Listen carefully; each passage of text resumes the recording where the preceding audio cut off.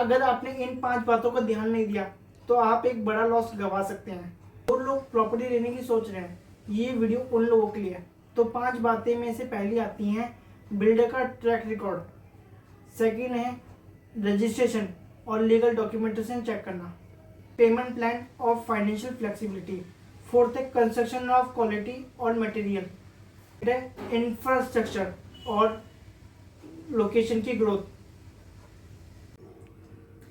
पहला मैं आपको पॉइंट की बात करूं, बिल्डर का ट्रैक रिकॉर्ड। इसमें होता क्या है कि बिल्डर के जितने भी पुराने प्रोजेक्ट हैं उस पर ध्यान दीजिए, और सबसे बड़ी चीज़ उसकी कितने प्रोजेक्ट है जिसमें वो डिले हो चुका है, क्योंकि आज के टाइम में अंडर कंस्ट्रक्शन प्रॉपर्टी में डिले होना एक अनकॉमन है। और सबसे बड़ी चीज़ बिल्डर की क्रेडिबिलिटी चेक करना बहुत ज़रूरी है। इन पॉइंट जो मैं आपको बताना चाहता हूँ, रेरा, रजिस्ट्रेशन और लीगल डॉक्यूमेंटेशन। इसमें होता क्या है कि आप जो भी प्रॉपर्टी लेने जाने हैं उस प्रोजेक्ट का रेरा रजिस्ट्रेशन है या नहीं उसका ध्यान दो।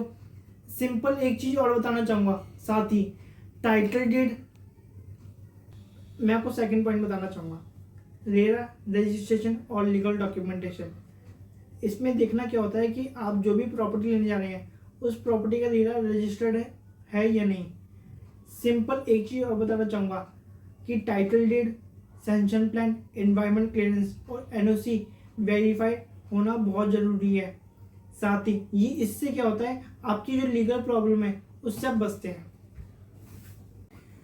थर्ड जो पॉइंट है, पेमेंट प्लान और finance flexibility. Under construction property में फ्लेक्सिबल पेमेंट प्लान का देखना जरूरी है।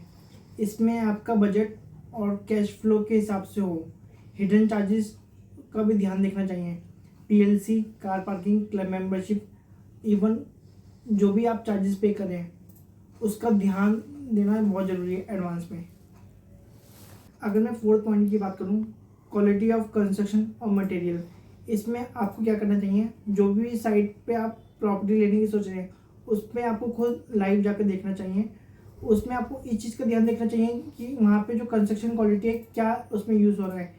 कंस्ट्रक्शन क्वालिटी देखना ज़रूरी है, मटेरियल क्या क्या लग रहा है, वर्कमैनशिप और सेफ्टी का ध्यान देखना चाहिए। इससे आपकी जो प्रॉपर्टी जो आप लेने वाले हैं उसकी आपको ज़्यादा नॉलेज होती है। स्टार्ट।